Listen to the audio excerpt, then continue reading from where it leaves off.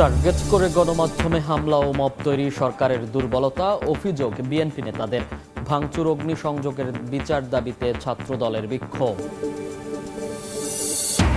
ওসমান হাদির খুনির বিচার নিয়ে সরকার কেন নীরব, প্রশ্ন জামাতের। তদন্তে জাতিসংঘের সহায়তা নেয়ার আহ্বান। ফ্যাসিস্টদের পুনর্বাসন চেষ্টা রুখে দেয়ার হুঁশিয়ারি। বগুড়া ৭ আসনে বেগম জিয়া ৬, তারেক রহমানের পক্ষে মনোনয়নপত্র সংগ্রহ। সিইসির সঙ্গে ৩ বাহিনী প্রধানের বৈঠক। আইন শৃঙ্খলা সহ নির্বাচনের প্রস্তুতি নিয়ে আলোচনা। হেলিকপ্টারে গ্রামের বাড়িতে নেওয়া হলো শহীদ ৬ শান্তিরক্ষীর মরদেহ, সামরিক মর্যাদায় করা হবে দাফন। ঢাকা সেনানিবাসে বিদায় জানালেন সহকর্মীরা।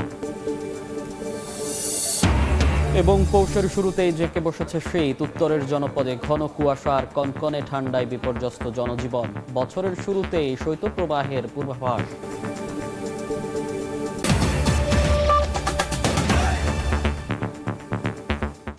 সময় সংবাদের সঙ্গে আছি আমি মনির হোসাইন।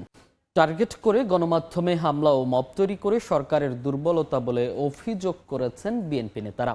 আহ্বান জানিয়েছেন এসব কঠোর হাতে দমনের। তারেক রহমানের স্বদেশ প্রত্যাবর্তনে গণমাধ্যম সহ সবার সহযোগিতা কামনা করেন নেতারা। প্রকৃতির একটা সম্পর্ক আছে। বিএনপির ভারপ্রাপ্ত চেয়ারম্যান তারেক রহমানের স্বদেশ প্রত্যাবর্তন সামনে রেখে রাজধানীর বনানীর একটি হোটেলে গণমাধ্যমের কর্তা ব্যক্তিদের সঙ্গে মতবিনিময় অনুষ্ঠান আয়োজন করে বিএনপি, যেখানে দেশের বিভিন্ন প্রিন্ট, অনলাইন ও টেলিভিশনের গণমাধ্যম ব্যক্তিত্ব উপস্থিত ছিলেন। অনুষ্ঠানে বক্তব্য রাখেন প্রিন্ট ও ইলেকট্রনিক মিডিয়ার সম্পাদক এবং বার্তা সম্পাদকরা। বলেন, দেশ ও গণতন্ত্র যেন বিপন্ন না হয় সে বিষয়ে রাজনৈতিক দলগুলোর পাশাপাশি সবার সহযোগিতা প্রয়োজন। আজকে যে অবস্থার পরিবর্তন বা সময়ের কথা যেভাবে আপনারা প্রথম আলোর ডেইলি স্টার বা সংবাদপত্রের উপরে হামলা আক্রমণ নিয়ে বলেছেন, এটা ব্যক্তিগতভাবে আমরা সবাই আপনাদের প্রতি বিশেষভাবে কৃতজ্ঞ। এই সংকটময় সময় আমাদের জন্য যখন একটা বড় দুর্যোগ, তখন আপনারা সবাই দলমত নির্বিশেষে সকল ধরনের পত্রিকা, সকল সাংবাদিক, সকল ইউনিয়ন, সকল আমাদের প্রেস ক্লাব আমাদের সাথে দাঁড়িয়েছে। সত্যিকার অর্থে নতুন বাংলাদেশ যদি করতে হয়, সেখানে নতুন মিডিয়া পরিবেশ করতে হবে। ক্রিটিক্যাল মত প্রকাশের স্বাধীনতা আছে, কিন্তু আপনার আমি সমালোচনা করব সেইটার স্বাধীনতা। বিএনপির সিনিয়র যুগ্ম মহাসচিব রুহুল কবির রিজভী বলেন, সুস্থ সুন্দর সমাজ ও রাষ্ট্র গড়ে তুলতে অঙ্গীকারবদ্ধ বিএনপি। তারেক রহমানের প্রত্যাবর্তনে গণমাধ্যমের সহযোগিতা কামনা করেন তিনি। অবশ্যই আমাদের অঙ্গীকার, দলের অঙ্গীকার, বিএনপির অঙ্গীকার, সামনের দিনে একটি সুস্থ গণতান্ত্রিক সমাজ এবং রাষ্ট্র আমাদের গড়ে তুলতে হবে। বিএনপির স্থায়ী কমিটির সদস্য সালাউদ্দিন আহমদ বলেন, গণমাধ্যম সহ বিভিন্ন প্রতিষ্ঠানে হামলা সরকারের দুর্বলতা, এসব কঠোর হাতে দমনের আহ্বান জানান তিনি। মবক্রেসিকে এলাও করা হয়েছে, সেটাকে বলা যায় আমরা তো চেয়েছিলাম ডেমোক্রেসি, কিন্তু কেন হয়ে যাবে মবক্রেসি? তাকে কেন লালন করতে দেয়া হবে? এগুলো আমি সরকারের দুর্বলতাকেই ইঙ্গিত করছি। এগুলো আরো কঠোর হস্তে দমন করতে হবে। 17 বছর পর তারেক রহমানের স্বদেশ প্রত্যাবর্তনে গণতন্ত্রের খুঁটি যেন মজবুত হয় সে বিষয়ে বিবেচনায় রাখতে গণমাধ্যমের সহযোগিতা প্রত্যাশা করেন সালাউদ্দিন আহমদ। জনাব তারেক রহমানের স্বদেশ প্রত্যাবর্তন উপলক্ষে যে অভ্যর্থনা কমিটি করা হয়েছে, আমি তার আহ্বায়ক হিসাবে দায়িত্ব পালন করছি। এটা আমার জন্য গৌরবের, কিন্তু এটাকে এমনভাবে আমরা বাংলাদেশের মানুষের কাছে উপস্থাপন করতে চাই যেন বাংলাদেশের গণতন্ত্রের খুঁটিটা শক্তিশালী হয় তার প্রত্যাবর্তনের মধ্য দিয়ে। অনুষ্ঠানে গণমাধ্যমের মত প্রকাশের স্বাধীনতা ও নিরপেক্ষতা সমুন্নত রাখতে সবার প্রতি আহ্বান জানান বক্তারা। ভবিষ্যৎকে আহমেদ সালেহিন, সময় সংবাদ, ঢাকা। সারা দেশে ভাঙচুর, অগ্নিসংযোগ ও হত্যাকাণ্ডের বিচার দাবিতে বিক্ষোভ মিছিল করেছে ছাত্রদল। সকালে ঢাকা বিশ্ববিদ্যালয়ের টিএসসি এলাকা থেকে মিছিলটি শুরু হয়। ক্যাম্পাস প্রদক্ষিণ করে রাজু ভাস্কর্যের পাদদেশে বিক্ষোভ সমাবেশের মাধ্যমে শেষ হয় মিছিলটি। এ সময় ছাত্রদল নেতারা বলেন, সারা দেশে মব সংস্কৃতি নামে যে অরাজকতা চলছে তার বিরুদ্ধে রুখে দাঁড়ানো নৈতিক দায়িত্ব। এই ঘটনার সুষ্ঠু তদন্ত এবং জড়িতদের দৃষ্টান্তমূলক শাস্তির দাবি জানান তারা।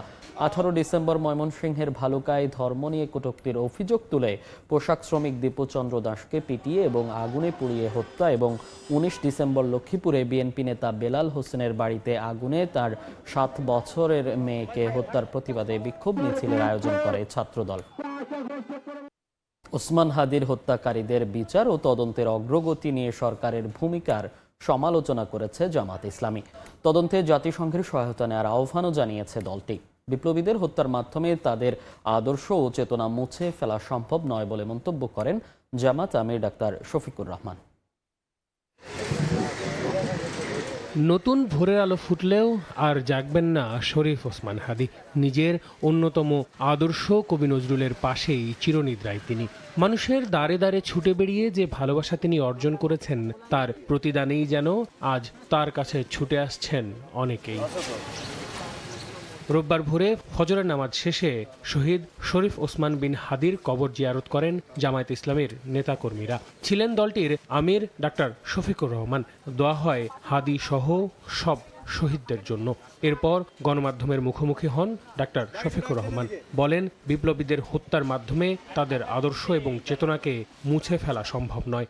যারা বিপ্লবী তাদেরকে খুন করে বিপ্লবের চেতনাকে খুন করা যায় না। সমস্ত সন্দেহ সংশয়ের বাইরে এসে খুনিদেরকে গ্রেপ্তার করতে হবে এবং আইনের আওতায় আনতে হবে। যদি এই খুনিরা পার পেয়ে যায় তাহলে আপনার আমার কারো জীবনই নিরাপদ বলা যাবে না। অনেকটা একই রকম মন্তব্য করেন দলটির সেক্রেটারি জেনারেল মিয়া গোলাম পরওয়ার। সকালে রাজধানীর মগবাজারে আল ফালাহ মিলনায়তনে শহীদ ওসমান হাদীর রুহের মাগফিরাত কামনায় দোয়া মাহফিলে হাদীর হত্যায় জড়িতদের দ্রুত আইনের আওতায় আনার দাবি জানান তিনি। আফটার ডিক্লারেশন অফ শিডিউল একজন এমপি পদপ্রার্থীর উপরে গুলিবর্ষণ করা কখনো বিচ্ছিন্ন ঘটনা হতে পারে না। জুলাই যোদ্ধারা কে কে টার্গেটে আছে জাতি এখন আমরা উদ্বিগ্ন। ইন্টেলিজেন্সের ব্যর্থতার জন্য দায়ী যারা তাদের নাম প্রকাশ করুন, না হলে তাদের বিরুদ্ধে ব্যবস্থা গ্রহণ করুন। তাহলেই হাদীর কফিনকে সামনে রেখে আপনি যে ওয়াদার অঙ্গীকারের কথা বলেছেন সেটা সত্য বলেছেন বলে প্রমাণিত হবে। অনুষ্ঠানে অংশ নিয়ে ওসমান হাদীর বড় ভাই ওমর বিন হাদী বলেন, কোনো অনুদান নয়, ওসমানের চাওয়া অনুযায়ী সাম্যের বাংলাদেশ চান তারা।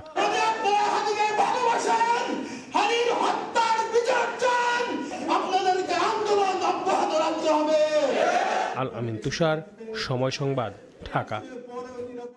আগুন দিয়ে মানুষ পুড়িয়ে মারা এবং প্রতিষ্ঠান জ্বালিয়ে দেয়া গর্হিত অপরাধ বলে মন্তব্য করেছেন ধর্ম উপদেষ্টা আফম খালিদ হোসেন। তিনি বলেন, সরকার এই ধরনের সহিংসতা কোনোভাবেই বরদাস্ত করে না। দুপুরে সচিবালয়ে সাংবাদিকদের ধর্ম উপদেষ্টা বলেন, ময়মনসিংহে সংঘটিত ঘটনাটি অত্যন্ত নিন্দনীয়। এই ধরনের কর্মকাণ্ড রাষ্ট্র পরিচালনার ক্ষেত্রে বড় ধরনের বাধা সৃষ্টি করছে। যারা মব সৃষ্টি করে সহিংসতা চালাচ্ছে তাদের অবিলম্বে আইনের আওতায় আনা হবে। গভর্নমেন্ট অ্যাপ্রুভড এরকম কোনো প্রতিষ্ঠানে কেউ আগুন দিয়ে পুড়িয়ে দিবে অথবা মানুষ পুড়ে হত্যা করবে, এটা কোনোদিন আমাদের কাছে কাম্য নয়। আমরা এটাকে অন্যায় গর্হিত কাজ বলে বিবেচনা করি এবং এদেরকে আইনের আওতায় আনার জন্য আমরা বদ্ধপরিকর। প্রথম আলো এবং ডেইলি স্টারে যারা আগুন দিয়েছে, আমি গোয়েন্দা রিপোর্ট থেকে জানতে পেরেছি তাদের কিছু ছবি, তাদের কিছু পরিচয় আমরা ইতিমধ্যে শনাক্ত করেছি এবং তাদেরকেও গ্রেপ্তার করে আইনের আওতায় আনার জন্য আমরা ব্যবস্থা নিচ্ছি। জাতীয় নির্বাচনে অংশ নেয়ার তোড়জোড় শুরু হয়েছে সারা দেশে। বগুড়া ৭ আসনে বেগম খালেদা জিয়া এবং বগুড়া ৬ আসনে তারেক রহমানের পক্ষে মনোনয়ন ফর্ম সংগ্রহ করেছেন বিএনপির স্থানীয় নেতারা। এছাড়া জেলায় জেলায় মনোনয়ন ফর্ম সংগ্রহ করছেন বিএনপি, জামাত, এনসিপি সহ সম্ভাব্য প্রার্থীরা। জেলায় জেলায় বইছে নির্বাচনী আমেজ। নেতাকর্মীদের সঙ্গে নিয়ে রিটার্নিং কর্মকর্তার কার্যালয় থেকে উৎসবমুখর পরিবেশে মনোনয়নপত্র সংগ্রহ করছেন প্রার্থীরা। রোববার দুপুরে বগুড়া ৭ আসনে বিএনপি চেয়ারপারসন বেগম খালেদা জিয়ার পক্ষে জেলা নির্বাচন কর্মকর্তার কার্যালয় থেকে মনোনয়ন ফর্ম সংগ্রহ করেন স্থানীয় বিএনপি নেতারা। এদিকে বগুড়া ৬ আসনে বিএনপির ভারপ্রাপ্ত চেয়ারম্যান তারেক রহমানের পক্ষে জেলা প্রশাসক ও রিটার্নিং অফিসার তৌফিকুর রহমানের কাছ থেকে মনোনয়ন ফর্ম তোলেন স্থানীয় নেতারা। সুষ্ঠু ভোট হলে জয়ের ব্যাপারে শতভাগ আশাবাদী বিএনপি। সময়ের অভাবে আমাদের নেতা তারেক রহমান হয়তো থাকতে পারবেন না, কিন্তু আমরা বগুড়ায় মনোনয়নপত্র জমা দেব। অন্যদিকে ফরিদপুর ২ আসন থেকে মনোনয়নপত্র সংগ্রহ করেছেন বাংলাদেশ খেলাফত মজলিস মনোনীত প্রার্থী মাওলানা শাহ আকরাম আলী। এ সময় তার সঙ্গে দলীয় নেতাকর্মী সহ শুভাকাঙ্ক্ষীরা উপস্থিত ছিলেন। নির্বাচনে যদি সুষ্ঠু হয় তাহলে ইনশাআল্লাহ আমি অনেক ভোটে বিজয় লাভ করব ইনশাআল্লাহ। পাহাড়েও নির্বাচনকে সামনে রেখে ব্যাপক উত্তেজনা। রাঙামাটিতে মনোনয়নপত্র সংগ্রহ করেছেন এনসিপির প্রিয় চাকমার পক্ষে নেতাকর্মীরা এবং স্বতন্ত্র প্রার্থী পহেল চাকমা নিজে। পাহাড়ি বাঙালি সবাই মিলে নতুন বাংলাদেশ করার প্রত্যয় ব্যক্ত করেন তারা। তরুণ ভোটাররা তারা আমার পক্ষে ভোট দেবেন। আমি নির্দলীয়, আমি যদি জয়যুক্ত হই আমি ইতিহাস রচনা করতে চাই। বিগত আমলে যা হয়েছিল নির্বাচনে ইনশাল্লাহ এবার তার থেকে আমরা পরিত্রাণ পাবো, নতুন বাংলাদেশ গড়ে উঠব।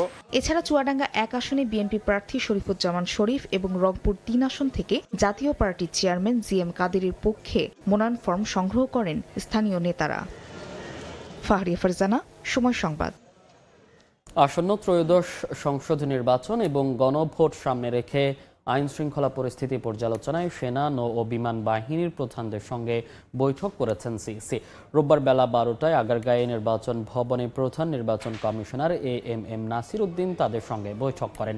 বৈঠকে সেনাবাহিনী প্রধান জেনারেল ওয়াকারুজ্জামান, নৌবাহিনী প্রধান অ্যাডমিরাল মোহাম্মদ নাজমুল হাসান এবং বিমান বাহিনী প্রধান air chief marshal Hasan Mahmud Khan উপস্থিত ছিলেন। নির্বাচন ভবনে পৌঁছালে ইসি সচিব 3 বাহিনী প্রধানকে অভ্যর্থনা জানান। ভোটের তফসিল ঘোষণার পর 3 বাহিনী প্রধানের সঙ্গে নির্বাচন কমিশনের এটি প্রথম বৈঠক।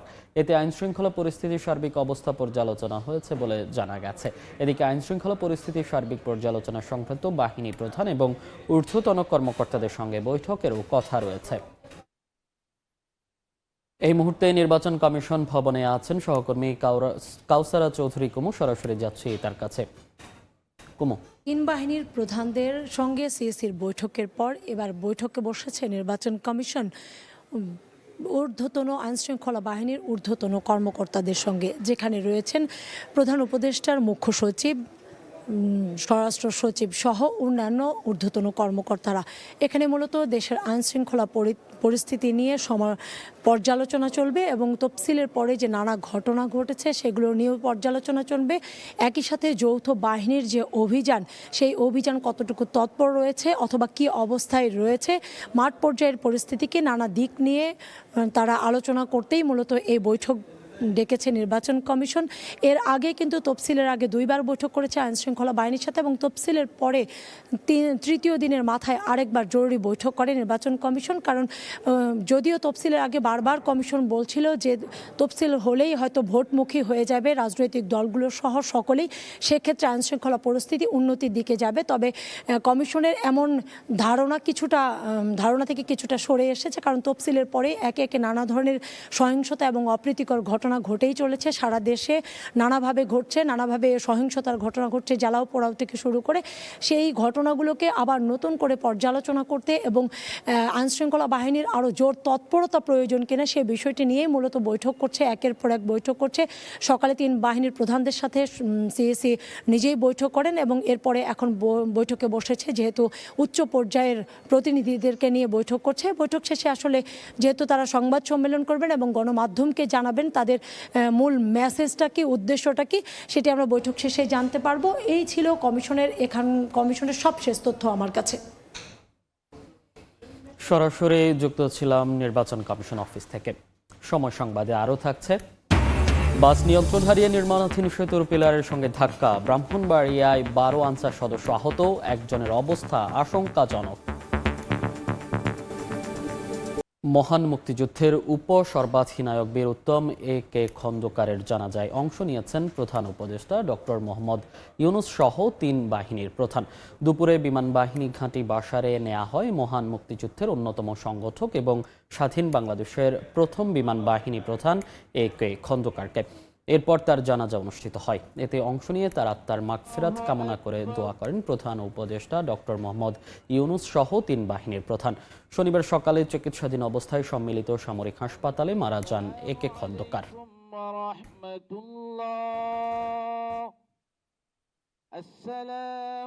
সুদানে সন্ত্রাসী হামলায় শহীদ 6 সেনা সদস্যের জানাজা অনুষ্ঠিত হয়েছে। সকালে ঢাকা সেনানিবাসের কেন্দ্রীয় জামে মসজিদে জানাজা শেষে শান্তিরক্ষীদের মরদেহে রাষ্ট্রপতি, প্রধান উপদেষ্টা ও 3 বাহিনীর পক্ষ থেকে শ্রদ্ধা জানানো হয়। দাফনের জন্য মরদেহ নিজ নিজ জেলায় নেওয়া হয়। সেখানে সামরিক মর্যাদায় দাফন করা হবে মরদেহ।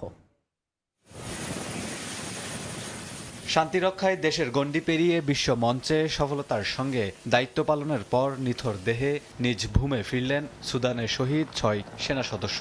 রোববার দুপুরে নিজ নিজ জেলা কুড়িগ্রাম, রাজবাড়ী, নাটোর, কিশোরগঞ্জ ও গাইবান্ধায় সেনাবাহিনীর হেলিকপ্টারে পাঠানো হয় তাদের মরদেহ। শহীদ সেনা সদস্যদের মরদেহ বাড়িতে পৌঁছালে তৈরি হয় হৃদয় বিদারক দৃশ্য। এর আগে সকালে ঢাকা সেনানিবাসের কেন্দ্রীয় মসজিদে 6 বীর সেনার নামাজে জানাজা অনুষ্ঠিত হয়।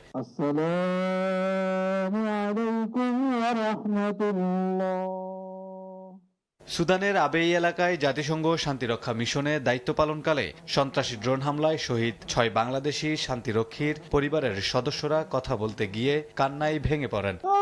সরকারের কাছে আবেদন, আমার ছেলে যে আশা করেছে এটা আশা পূরণ করার জন্য খুব আমি একটা তার কাজে কর্মে এবং কথাবার্তায় যদি কারো মনে কোনো রকম কষ্ট দিয়ে থাকে আপনার আল্লাহর মেহেরবানিতে তাকে ক্ষমা করে দেবেন। আজকে নূর ইসলাম মন্ডল নূর ইসলাম মন্ডল বেঁচে থাকলে হয়তো আরো গর্ববোধ করতো যে তার ছেলে শহীদ হয়েছে। বাহিনীর প্রতি তার এত আনুগত্য ছিল, আপনাদের সাথে সে সময় কাটিয়েছে। যদি যার চলাফেরায় কেউ কষ্ট পেয়ে থাকেন তাকে ক্ষমা করে দিবেন।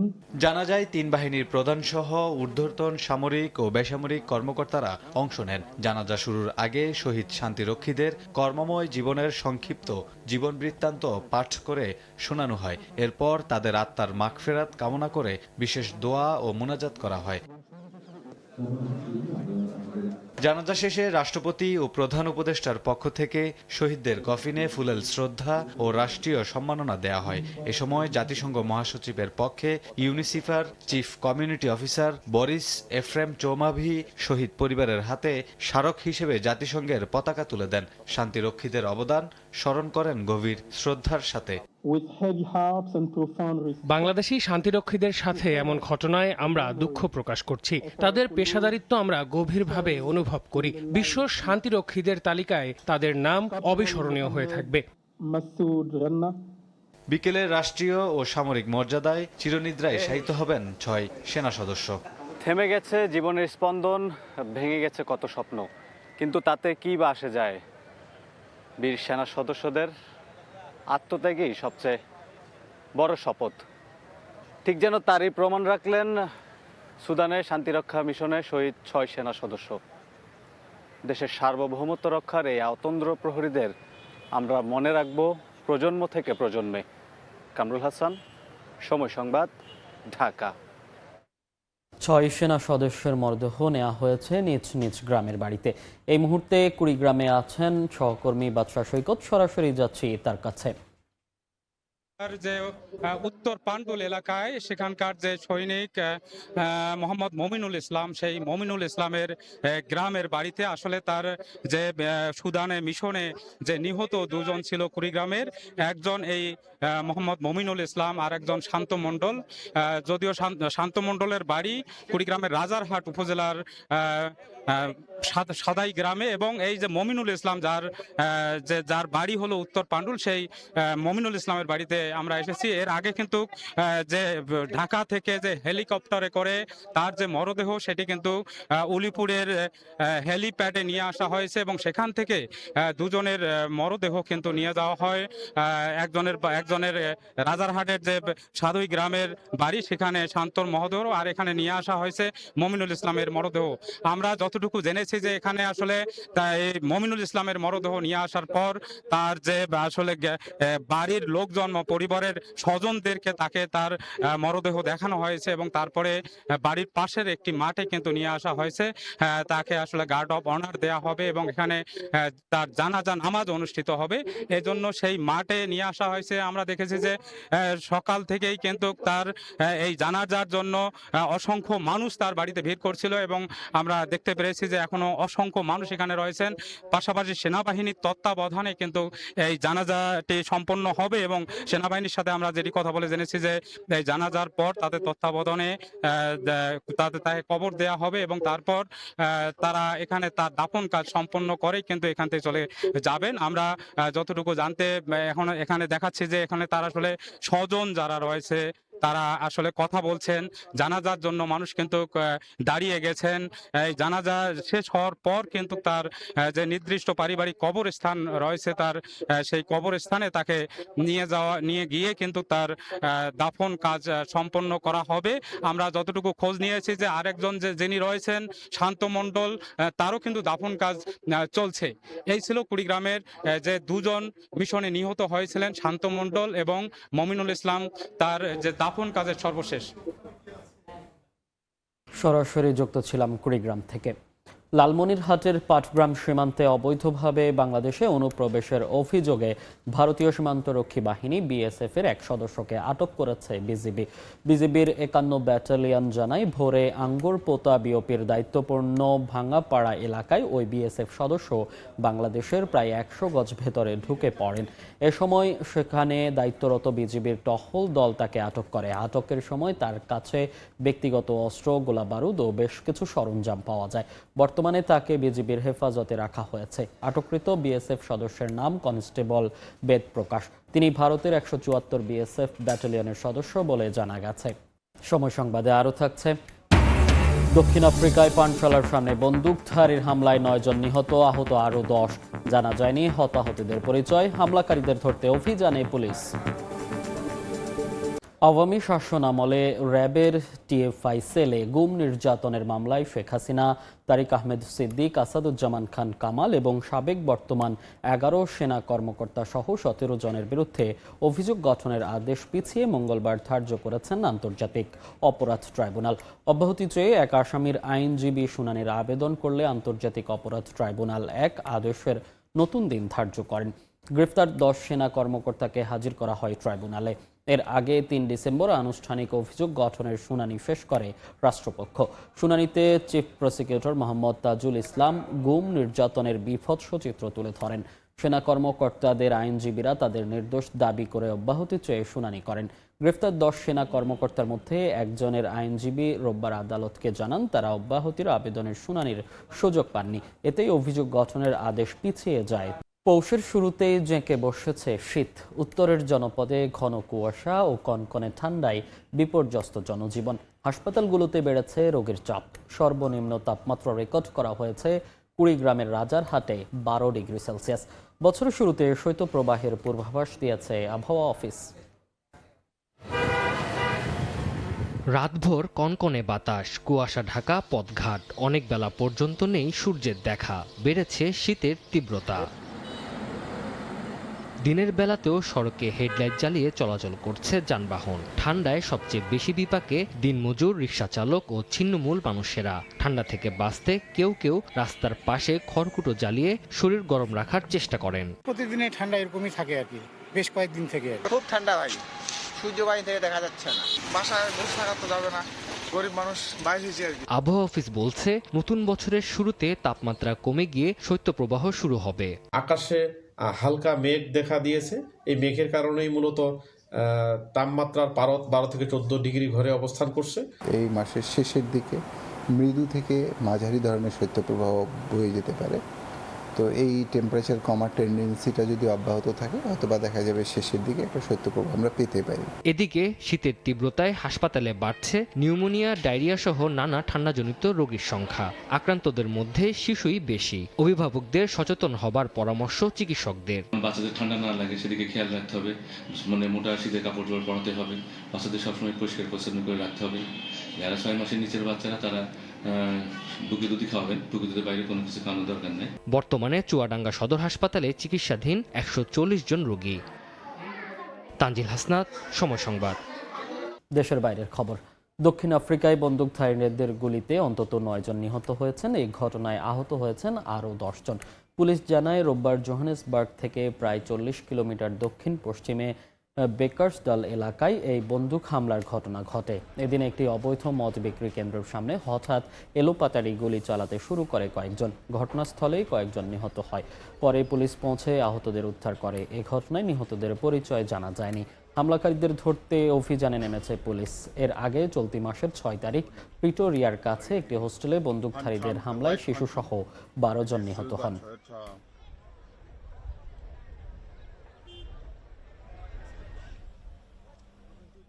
লা লিগার খবর। এমবাপ্পের রেকর্ড করা গোলে সেভিয়াকে হারালো রিয়াল মাদ্রিদ। ধুঁকতে থাকা লস ব্লাঙ্কোরা বছরটা শেষ করলো 2-0 গোলের জয় দিয়ে। এক পঞ্জিকা বর্ষে রোনালদোর 59 গোলের রেকর্ড স্পর্শ করলেন কিলিয়ান এমবাপ্পে। অবশেষে খারাপ সময় কাটিয়ে ওঠার আভাস রিয়াল মাদ্রিদে। ঘরের মাঠে টানা 2 হারের পর দেখা মিলল জয়ের। 2025 সালটা আপার হ্যান্ডে থেকে শেষ করলেন শাবি আলোনসো। এই যাত্রায় চাকরির ভাবনা ছেড়ে বড় দিন পালন করতে পারবেন Los Blancos coach. Santiago Bernabeu তার ঘরের ছেলেদের দুয়োধ্বনি দেয় কালে ভদ্রে, কিন্তু যখনই আচরণ করে তখন সেটা কতটা ভয়াবহ হয় তা জানা আছে শাবি আলোনসোর। নিজের প্লেইং ক্যারিয়ারে কম তো আর অভিজ্ঞতা হয়নি, এবার ডাগ আউটে থেকেও সে বেগতিক অবস্থায় পড়তে যাচ্ছিলেন শাবি, কিন্তু বেঁচে গেলেন এ যাত্রায়। কোপা দেল রের সঙ্গে এ ম্যাচের পার্থক্য বিস্তর, তাই তো স্কোয়াডে এলো 7 পরিবর্তন। 5ম মিনিটেই সুযোগ স্বাগতিক শিবিরে, কিন্তু ফ্রান গার্সিয়াকে আটকে দিলেন গোলরক্ষক। 38 মিনিটে অবশ্য রিয়ালকে আটকাতে পারেনি কেউ। রদ্রিগোর ক্রসে মাথা ছুঁয়ে দেন জুড বেলিংহাম, বল জালে, আর আনন্দে আত্মহারা মাদ্রিদ শিবির, উদযাপনে পাগলপাড়া ইংলিশ মিডফিল্ডার। বিরতি থেকে ফিরেও চলে আক্রমণের খেলা। দুই দলই পায় একের পর এক সুযোগ, কিন্তু সব ব্যর্থ অ্যাটাকিং থার্ডে। এর মাঝেই বড় এক ধাক্কা সেভিয়া শিবিরে।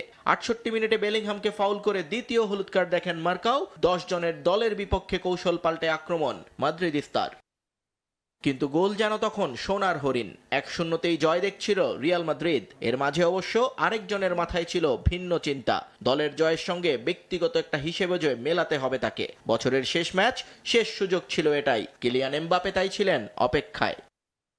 ম্যাচ শেষ হতে তখন বাকি 4 মিনিট। দৃশ্যপটে হাজির ফরাসি ফরওয়ার্ড রদ্রিগোকে ফাউল করে রিয়ালকে পেনাল্টি উপহার দেয় সেভিয়া, আর স্পট কিক থেকে স্কোর করে আনন্দে ফেটে পড়েন এমবাপ্পে। কারণ এই এক গোলে যে নিজেকে নিয়ে গেছেন অনন্য এক উচ্চতায়, যেখানে এতদিন একাই বসেছিলেন তার আইডল ক্রিস্টিয়ানো রোনালদো। সিও উদযাপন করে তাই হয়তো CR7কেই উৎসর্গ করলেন গোলটা, আর এক পঞ্জিকা বর্ষে সর্বোচ্চ 59 গোলের তালিকায় উঠালেন নিজের নাম, কিলিয়ান এমবাপ্পে। নিয়ন মোহাইমিন, সময় সংবাদ। এ পর্যায়ে শীর্ষ সংবাদগুলো জানিয়ে দিচ্ছি আরেকবার। টার্গেট করে গণমাধ্যমে হামলা ও মব তৈরি সরকারের দুর্বলতা, অভিযোগ বিএনপি নেতাদের। ভাঙচুর, অগ্নিসংযোগের বিচার দাবিতে ছাত্রদলের বিক্ষোভ। ওসমান হাদির খুনির বিচার নিয়ে সরকার কেন নীরব, প্রশ্ন জামাতের। তদন্তে জাতিসংঘের সহায়তা নেওয়ার আহ্বান। ফ্যাসিস্টদের পুনর্বাসন চেষ্টা রুখে দেওয়ার হুঁশিয়ারি। এবং বগুড়া 7 আসনে বেগম জিয়া 6 তারেক রহমানের পক্ষে মনোনয়নপত্র সংগ্রহ। সিইসির সঙ্গে 3 বাহিনী প্রধানের বৈঠক। আইন শৃঙ্খলা সহ নির্বাচনের প্রস্তুতি নিয়ে আলোচনা।